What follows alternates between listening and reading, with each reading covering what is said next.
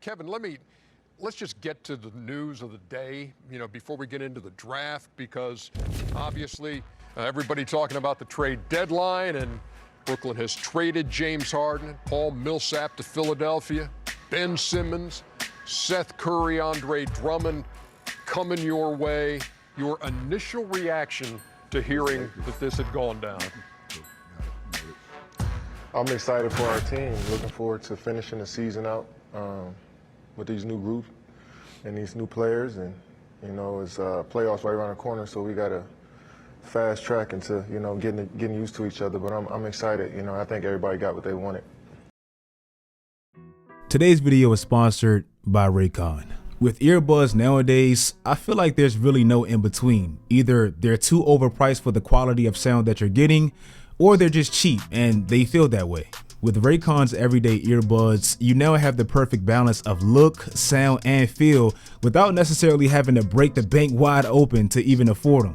What I like about Raycons most is they pride themselves on the fit of the earbuds. They come with these optimized gel tips that you can select from to comfort your specific ear shape, size, and fit. I'm trying them on right now, right in front of y'all, looking a little bit crazy. But the one reason I use these in the gym solely is because they never come out your ears and they're perfect for activities. Also, they're not just earbuds that look clean and fit comfortably in your ears. They also sound great, and most importantly, they last. Raycons come with 8 hours of playtime and a 32-hour battery life. All these legit features, and they come at about half the price compared to other premium audio brands. If you want to play my videos with top-notch quality and save a few bucks while doing it, visit buyraycon.com/swishout or just click the link in my description. They're offering you guys 15% off of your first order when you use my link, so take advantage. As always, big shout out to Raycon for looking out for the channel.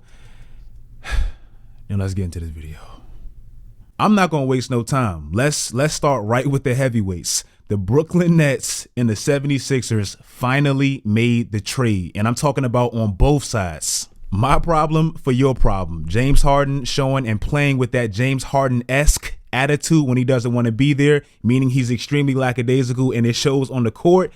And Ben Simmons, who's literally just said F it and I'll miss $19 million and not be there at all. I have to give Daryl Morey his credit because this man was brilliant in this process, and at times I thought he didn't know what the hell he was doing.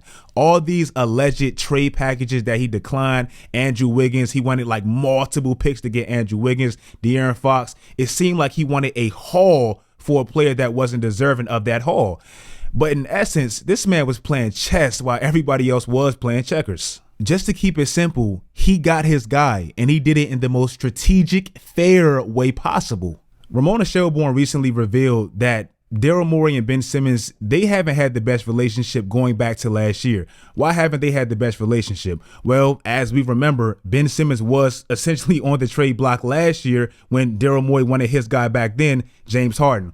But here's why I say I feel like this was completely fair. The 76ers didn't trade Ben Simmons last year when they could / in my opinion, should have. And Daryl Morey got slammed for it. Instead, they sat, they waited, they gave Ben Simmons and Joel Embiid one last try to see if they can make it work. And obviously it didn't. Even with that being the case, this man pulled off the impossible, and he knew what he was doing all along. He knew he didn't want De'Aaron Fox from Sacramento. That's why he asked for so much. He knew he didn't want Andrew Wiggins in Golden State. That's why he asked for so much. He definitely didn't want no damn Jeremy Grant, Malcolm Brogdon. He wanted his guy all along, and he sat, he let that situation in Brooklyn teeter and rot, which it did, and eventually he flipped the player Ben Simmons that he knew didn't work all along for a player that he obviously believes does, James Harden, and it was just brilliant. Now talking why this makes so much sense basketball-wise, bro, with Joel Embiid playing at this peak MVP prime level that he's playing at right now, as his GM, it's not good enough to just surround him with just average pieces that's not good enough to contend for a championship. Like having Joel Embiid play in the East and him being a 4th seed and just going out in the 2nd round, that's not good enough. Like, knowing his injury background and knowing how good he's playing at right now, you have to maximize that. How do you maximize that? You have to give him another guy that's at that same level where you can actually contend right now. You can't waste time with Joel Embiid. I don't know how James Harden is going to look in Philly at 32 years old. Like, I don't know if that hamstring is just going to magically heal. I don't know if he's going to magically whip himself back in shape being in Philly. I have no idea. But what I do know is Joel Embiid has a serious long injury history. And while you have him right now playing at the peak level that he is, you're undercutting him as his GM if he doesn't have a championship team and doesn't at least have a chance to contend. And going all in and getting James Harden, that's what you just gave him. So kudos to Daryl Morey. Now talking Brooklyn wise, even though I don't think it's like a clear winner, I don't think anybody got finessed or anything of that nature. If I did have to pick a winner, I would say it was Brooklyn. If James Harden didn't want to be there after you pretty much just depleted your roster's depth last year and a little bit of your future, giving up some picks, you couldn't have flipped him for a better, more necessary piece than Ben Simmons. The Nets, they lost last year because they had a small injury-prone Kyrie who got injured and a no defensive playing injured James Harden last year in the playoffs against the Bucks.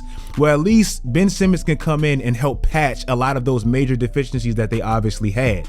Now you have a big, willing, proud, versatile perimeter defender and a player that can help you on the interior defensively that will help the hell out of Kevin Durant while still sustaining that level of playmaking ability that James Harden provided. It's different because it's not going to be so much in a half-court setting with pick and rolls and things of that nature, but it still can be just as effective with the spacing that Brooklyn now still has. They said one of the biggest disagreements with James Harden and the rest of the Brooklyn Nets team is that Patty Mills and players like that, they wanted to play upbeat and more up-tempo and push the pace in transition. And we know that's never been James Harden's MO. Like, he likes to dribble the hell out of the ball and really play at his own pace. Well, now you have a player that's honestly only really effective in transition, that loves to push the pace.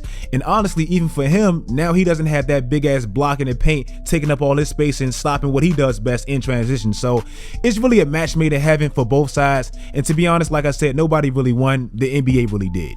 In conclusion, even though Ben Simmons forfeited $19 million in the process, and he definitely just set the NBA back bad, like when this CBA agreement expires in 2024 and the players and the owners have to renegotiate a contract, how Anthony Davis handled that situation leaving New Orleans, how James Harden forced his way out of Houston, and how Ben Simmons just handled the situation in Philadelphia, it's going to be brought up. And if you ask me, it's going to be war. We might have another lockout, man, God forbid.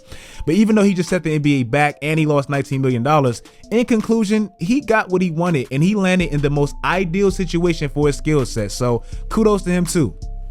If you guys like this video, trust me, I am not done. I still have a lot to talk about with Sacramento and the Tyrese Halliburton trade, Portland, how that went down, the Cavaliers. I have a lot to talk about. I just didn't want to wait too long to not talk about such a big trade, so I had to get this out. Make sure you guys follow my social media sites for updates and my live reactions. Do all that great stuff, guys. Turn on post notifications. And until next time, as always, stay tuned.